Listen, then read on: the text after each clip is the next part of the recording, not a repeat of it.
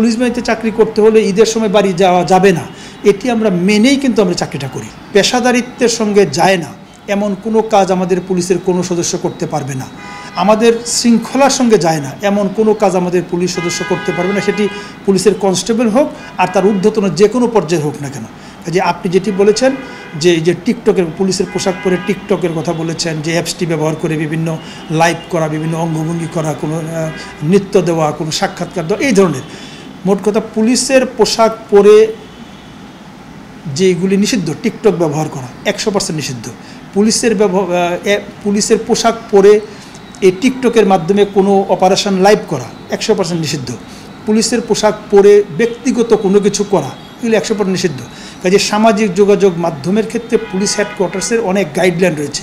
এই গাইডলাইনের বাইরে যারাই যাবে, এটা যে কোনো পর্যায়ে হোক না কেন, আমি শুধুমাত্র পুলিশ কনস্টেবল থেকে বলছি না, বা এসআই, এএসআই, এএসপি, আমি বলছি যে কোনো পর্যায়ের সদস্য হোক না কেন, তার বিরুদ্ধে পুলিশ হেডকোয়ার্টার্স থেকে যথাযথ আইনগত ব্যবস্থা গ্রহণ করা হবে। আমরা যখন এই চাকরিতে প্রবেশ করি, আমরা যখন একজন সাধারণ মানুষের মতো থাকি, আমরা যখন পুলিশের চাকরি পাই, আমাদের কিন্তু প্রথমেই কিন্তু ট্রেনিংয়ের জন্য আমাদেরকে সারদা পুলিশ ট্রেনিং একাডেমি যেটি রয়েছে সেখানে পাঠানো হয়, অথবা ঢাকার আশপাশ বা সারা বাংলাদেশে বেশ কিছু পুলিশ ট্রেনিং সেন্টার রয়েছে। যেই ট্রেনিং সেন্টারগুলোতে বিভিন্ন পদমর্যাদার পুলিশ সদস্যদেরকে যখন তারা চাকরিতে যোগদান করে, তখন তাদেরকে সাধারণ মানুষ থেকে একজন পুলিশ সদস্য হিসেবে গড়ে তোলা হয়।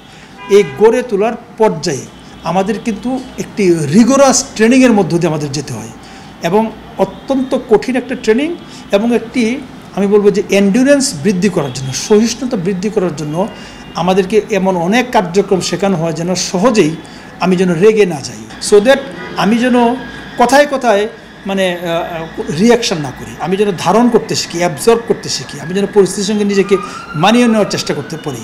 আমাদের কিন্তু এই রিগোরাস ট্রেনিংয়ের মধ্যে দিয়ে একটা হচ্ছে ফিজিক্যাল ট্রেনিং, যেটা অত্যন্ত রিগোরাস, একটা হচ্ছে একাডেমিক ট্রেনিং, আর একটা হচ্ছে এই যে আপনি যেটি বললেন যে মানসিক ধারণ ক্ষমতা, আমাদের সকল ধরনের ট্রেনিংয়ে কিন্তু আমাদেরকে দেওয়া হয়। সো আমি মনে করি আমার যে 2,10,000 পুলিশ সদস্য রয়েছে, প্রত্যেকে এই কঠিন ট্রেনিংয়ের মধ্যে দিয়ে এসছে। আমি মনে করি যে আমাদের যে আপনি যেটি বলছেন চাপ, এই চাপটি আমাদের কাছে খুব একটা বিষয় নয়, কারণ আমি এই চ্যালেঞ্জ জেনেই আমরা কিন্তু এই পুলিশ বাহিনীতে যোগদান করেছি। কাজে পুলিশ বাহিনীতে কাজ করতে গেলে চ্যালেঞ্জ নিতে হবে, পুলিশ বাহিনীতে কাজ করতে গেলে ঘন্টার পর ঘন্টা দাঁড়িয়ে থাকতে হবে, কাজ করতে হবে। পুলিশ বাহিনীতে চাকরি করতে হলে ছুটি হয়তো চাইলেই পাওয়া যাবে না, পুলিশ বাহিনীতে চাকরি করতে হলে ঈদের সময় বাড়ি যাওয়া যাবে না, এটি আমরা মেনেই কিন্তু আমরা চাকরিটা করি।